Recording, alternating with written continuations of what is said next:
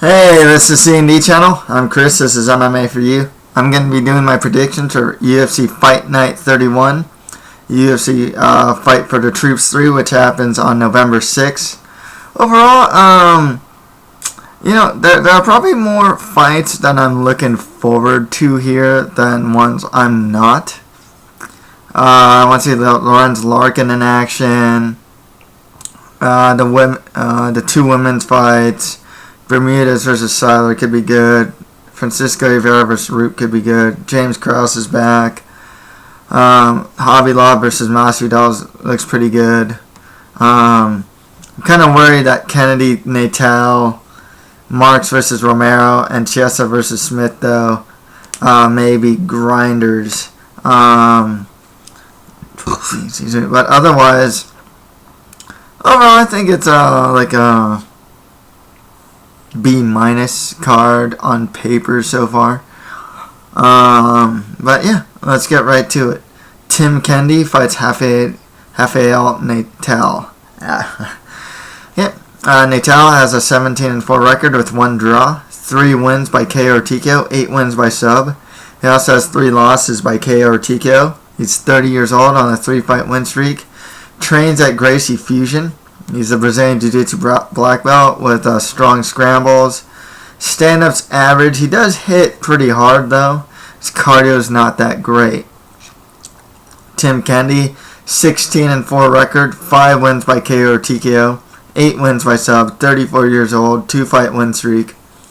He trains out of Jackson's. He's a grinder. He's good wrestling, and he's relentless about getting his takedowns. He's good in the clinch as well, and his top control is solid.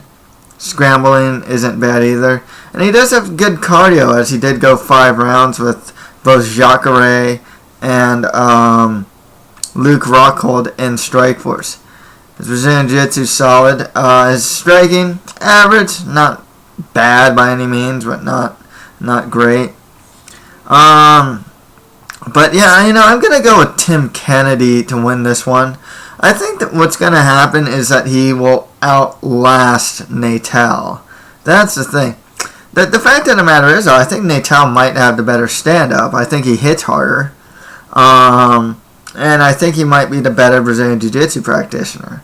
I think Tim Kennedy, though, I can just see him totally outlasting Natal, grinding away on him and whatnot.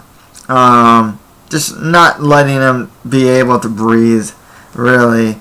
I could see some pretty cool scrambling in this fight, though. I know Natal versus Tortrong, a lot of scrambles and whatnot. But, yeah, overall, I got Tim Kennedy winning this one.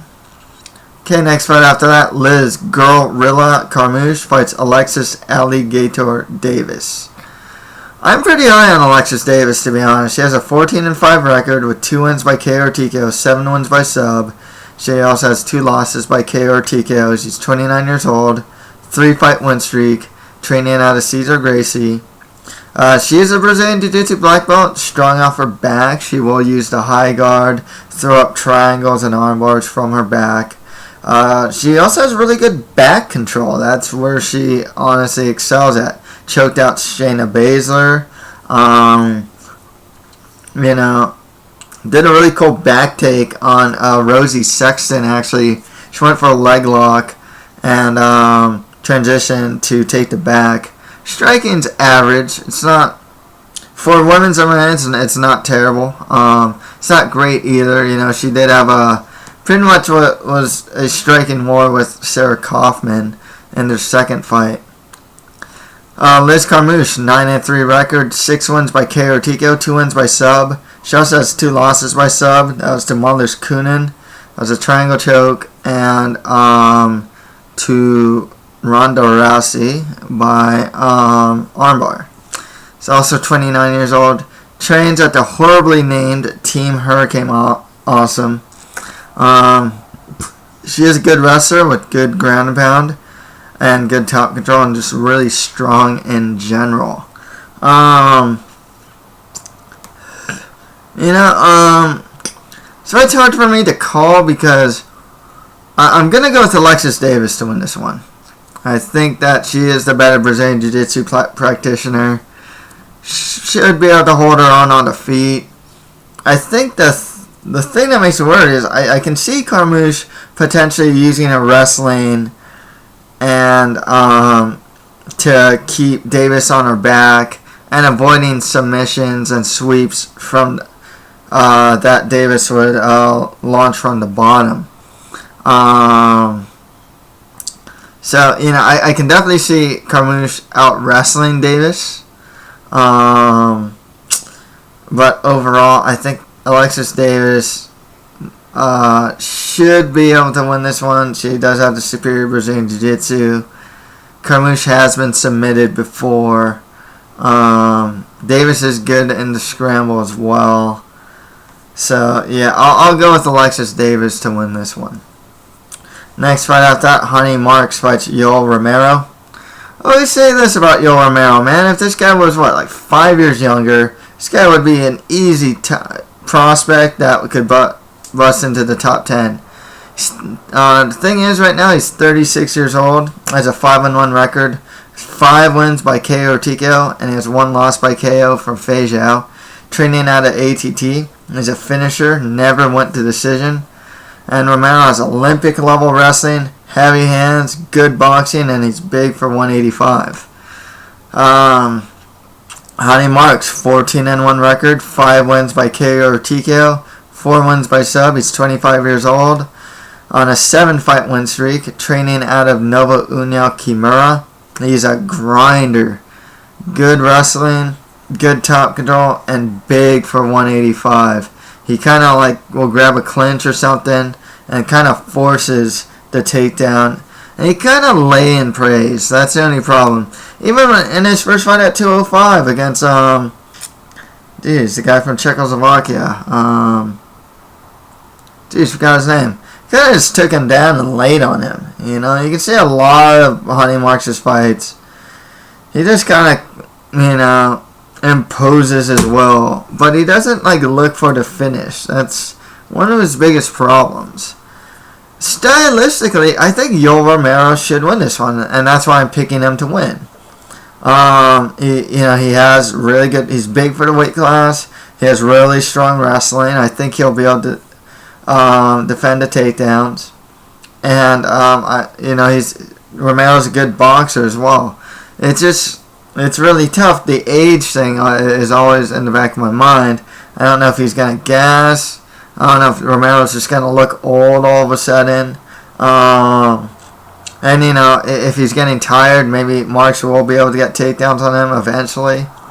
I think stylistically on paper, Romero should win, but you never know. I'll go with Yoel Romero to win this one, though. Okay, next fight after that, Rustam Khabilov fights Jorge Masvidal. Khabilov has a 16-1 record, 4 wins by KO or TKO, 5 wins by sub. He's only 26 years old on a 5-fight win streak. He trains out of Jackson's. He has really strong suplexes. I mean, this guy, he beat Vince Pichel with a suplex and there's like 3 suplexes. One of them, he suplexed someone and his Pichel, and he pretty much knocked him out from the suplex. And then against Yancy Medeiros, he suplexed him. Yancy Medeiros got a dislocated thumb and he won the fight. You know, Khabilov's a strong wrestler with a sambo background. Jorge Masvidal, though, man, 25-7 record, 10 wins by KO or TKO, 2 wins by sub. He also has 2 losses by sub, and he's 28 years old on a 3-fight win streak. Training out of ATT. He's a good kickboxer with good kicks, and he has some strong takedown defense as well.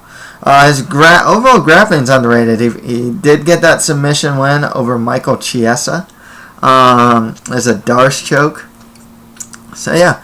Should be really interesting. One thing about Khabilov that's interesting too is just when he fought Medeiros was doing pretty good in the stand-up against him. You know, I'm still, you know, I just don't know enough about Khabilov's stand-up. We know this guy can suplex the guy through the mat. We know this guy's got the sambo background. Jorge Masvidal, though, I've seen what he has, and I think he takes this one. As far as I can tell, I think he beats Khabilov in the stand-up, and hopefully he'll be able to defend his takedowns as well. So yeah, I'll go with Jorge Masvidal to win this. Okay, next right after that, Michael Chiesa fights Colton Smith. Colton Smith, 3-2 record, 2 wins by sub, 1 win by decision. He has 2 losses by KO or TKO. He's 26 years old. He is a grinder with good wrestling and good top control. Both of these guys are Ultimate Fighter winners. Colton Smith is cutting to 155, I think, for the first time. Michael Chiesa, 9-1 record, 7 wins by sub, 2 wins by decision, 25 years old. He has good Brazilian Jiu-Jitsu, good wrestling, and really good back control as well. His striking, it's awkward. It was actually somewhat effective against Masvidal. He actually dropped Masvidal in his last fight.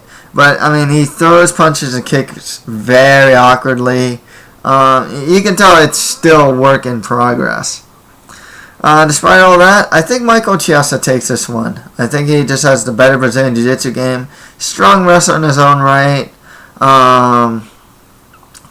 He's pretty good off his back as well.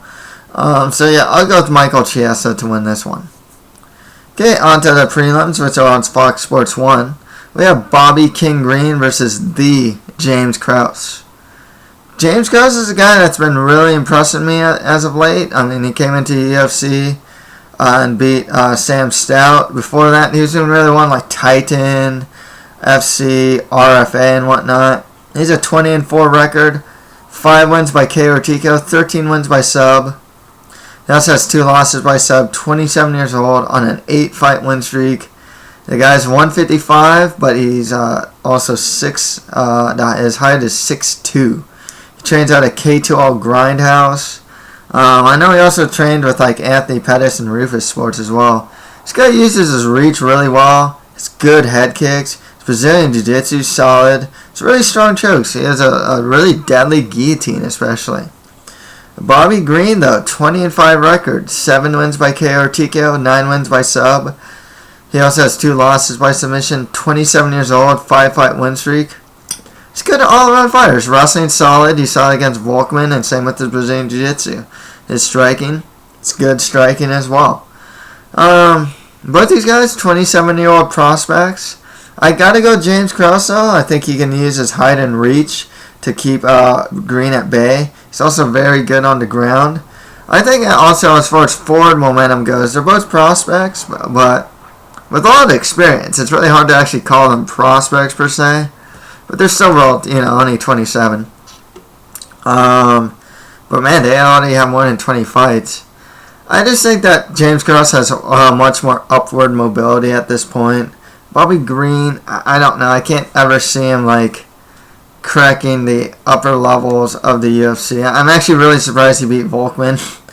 But he's he's there. I think he'll be a good mid-level guy. Whereas James Krause, I see top 10 potential with that guy, to be honest with you. He's really putting it all together. Okay, next fight after that, Francisco Rivera fights George Roop. Interesting fight here, George Roop has a 14-9 record with 1 draw, 4 wins by KO or TKO, 4 wins by sub. He also has 2 losses by KO or TKO and 4 losses by sub. 31 years old. He's a 135er, but he's 6'1". He's on a 2-fight win streak. Trains at Apex MMA with the likes of Ed West. He's a good kickboxer, strong kicks. He uses body punches well. His takedown defense is improving, but the problem with George Roop is his overall defense isn't very good. He is coming off a big win over Brian Bowles, but he also got dropped in that first round against him. One of his problems is he just keeps his chin really high. Cub Swanson knocked his mouthpiece off and knocked him out. The guy gets hit clean a good amount of times. Francisco Rivera, 9-2 record with 1 no contest, 6 wins by KO or TKO, 3 wins by decision, 32 years old, good boxer, you know. Heavy hands as well. I just think that Rivera beats him in the stand-up. I think he'll eventually find his chin. Yeah. I just got to go with Francisco Rivera to win this one. Next right after that, Dennis Bermudez fights Steven Siler. Siler's a surprise of that season of The Ultimate Fighter, and just an overall surprise in the UFC. You know, he's doing really well. He's coming off a knockout win over Mike Brown. He's a 23-10 record, 3 wins by KO or TKO, 13 wins by sub. He also has 4 losses by KO or TKO and 5 losses by sub. 26 years old, on a 2-fight win streak. Trains at Pitt Elevated, like Court McGee trains there, for example. And, you know, his Brazilian Jiu-Jitsu is solid. He's a good scrambler as well. His striking is improving. Dennis Bermudez has an 11-3 record with 3 wins by KO or TKO, 2 wins by sub. All 3 of his losses are by submission. He's 26 years old on a 4-fight win streak. He has strong wrestling, good ground and pound, always pushing forward. Just a really strong guy in general. Average striking, though. And terrible defense, man. I mean, if you're talking a guy that gets wobbled or dropped every fight, it's Dennis Bermudez. I mean, this guy... And it doesn't matter the level of opponent. It's like Pablo Garza was like wobbling him with up kicks. I mean, who else has he fought? There's that one guy that like he shot in and he got kneed in the face and he got dropped there, and he managed to win with the guillotine against the fence. I think even fighting into the tough house, I think it was against what? Did he fight Jimmy Rivera? I think he was getting beat up in that fight too. And then he managed to come back. So the guy's defense is just really bad. Oh, the Matt Grice fight, I mean, that was a war. But man, both the guys were taking like clean hits and were like out on their feet a couple of times, you know. Despite all that, I think Bermudez, the thing is, if things don't go for what, against Max Holloway even, I mean, this guy got spinning back kicked in the face. Despite all that, if things don't go well for him in the stand-up, he can always rely on his wrestling and ground and pound. It wouldn't surprise me if Steven Siler wobbles him, and then Bermudez just recovers and like gets a takedown. It's very possible. I gotta go with Bermudez to win this one. I think he can utilize his wrestling on Siler, avoid the submissions, and get the win. Okay, next right after that, Amanda Lioness of the Ring Nunes fights Germaine, the Iron Lady de Randamie. Wait, is this fight on? Sheesh, I think they actually removed this fight, right? Yeah, no, sheesh, I forgot if they removed this fight or not. Well, I'll continue on with it. Nunes has an 8-3 record, 7 wins by KO or TKO, 1 win by sub. She's 25 years old, trained at MMA Masters, along the likes of Josh Saman. Strong boxing and heavy hands. Knocked out like Julia Budd in like the first round at 145. Germaine de Randamie, 4-2 record, 1 win by KO, 3 wins by decision. She's 29 years old on a 2-fight win streak. Trains out of AKA. She is a kickboxing champion. Really good knees, and her takedown defense is improving. The thing with this fight that's really interesting is de Randamie's last fight against Judy Kedzie actually wasn't much of a barn burner or anything like that. Even her fight against Yamanaka wasn't that pleasing. She landed some good overhand rights on her and whatnot, but it wasn't like this great fight. One thing that de Randamie does is she'll get a body lock, clinch, push you up against the cage, and throw a lot of knees from there. It's one of the techniques she uses a lot. One thing about Nunes, she does get stifled by good wrestlers and good and whatnot. Like Sarah Delalio managed to take her down pretty much at will. But I don't know if this. I don't think this fight's gonna stay standing. You know. I almost like never pick against Amanda Nunes. I'm gonna go with her to win this one. Like I said, she has strong boxing, heavy hands. She might even be able to take the fight to the ground. Like I said, the Randamie's takedown defense is improving, but that's not to say that it's like great or anything like that. And you saw in Amanda Nunes' last fight, she did manage to, against Shayla Gaff, she did manage to take the fight to the ground, using a body lock, actually, if I'm not mistaken. And even in the stand-up, it should be really interesting. I don't really know how that's going to go. So I'll go with Amanda Nunes to win this one. Okay, on to the Facebook prelims. We have Chris Camozzi versus Lorenz Larkin. Man, I wish this fight was moved up. You know, Lorenz Larkin's a great prospect. 13-1 record. And quite honestly, that one right there was from Francis Carmouche, in a fight that most people thought that Lorenz Larkin won, and won no contest. 8 wins by KO or TKO, 5 wins by decision. He's 27 years old, trains at Millennium MMA. He has unorthodox striking, really good kicks. I mean, this guy will go for like spinning moves and whatnot. And his takedown defense is actually pretty good. I mean, he's progressively shown some much better takedown defense as of late. Chris Camozzi has a 19-6 record, 5 wins by KO or TKO, 6 wins by sub. He also has 4 losses by sub. He's 26 years old, big for 185. He's really average ever. His striking's average, wrestling's average, Brazilian Jiu-Jitsu's average. He's not really great anywhere, you know. He's just good everywhere, not great anywhere. I think Lorenz Larkin should be able to beat him up on the feet, defend takedowns and whatnot. So I'll go with Lorenz Larkin to win this one. Okay, next right after that. This one's really tough for me to call. It's the master of Thug Jitsu, Yves Edwards fights Yancy Medeiros. Expect a stand-up battle here, and because of that, it can go both ways. You know, Yves Edwards has a 42-20 record with 1 draw, 16 wins by KO or TKO, 17 wins by sub. He also has 4 losses by KO or TKO and 4 losses by sub. 37 years old. 2-fight losing streak.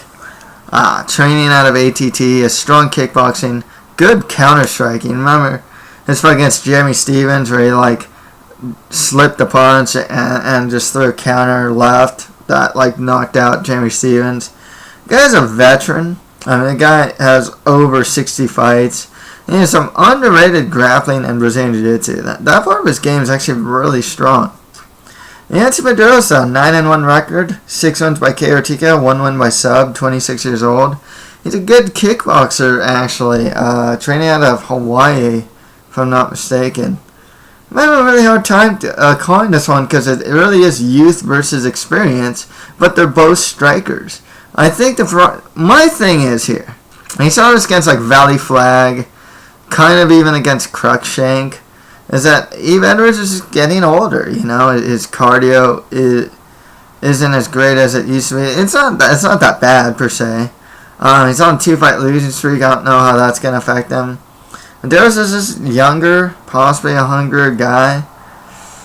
Man, I hate to pick against the master of Thug Jitsu, but I'm gonna go with Medeiros here. I think he's actually a pretty good. I remember him back in Strikeforce when he was fighting at middleweight. I was like, oh, this guy's not a bad prospect, you know. Still pretty young. I'll go with Yancy Medeiros to win this one. Okay, next fight after that, Seth Baczynski fights Neil Magny. Baczynski has an 18-10 record, 7 wins by KO or TKO, 10 wins by sub. He also has 2 losses by KO or TKO and 5 losses by sub. He's 31 years old. He's a welterweight, but he's 6'3". He's big for the weight class. He's on a 2-fight losing streak. His last loss in particular was pretty embarrassing, as he got knocked out by Brian Melanson, and then I think as he was waking up or something, he was like counting his fingers. It was just kind of a funny visual. He trains at Power Team MMA, like Aaron Simpson, CB Dalloway, and Bader train there. He's a good kickboxer with some decent Brazilian Jiu-Jitsu. Magny has an 8-2 record, 2 wins by KO TKO, 2 wins by sub. He also has 2 losses by sub.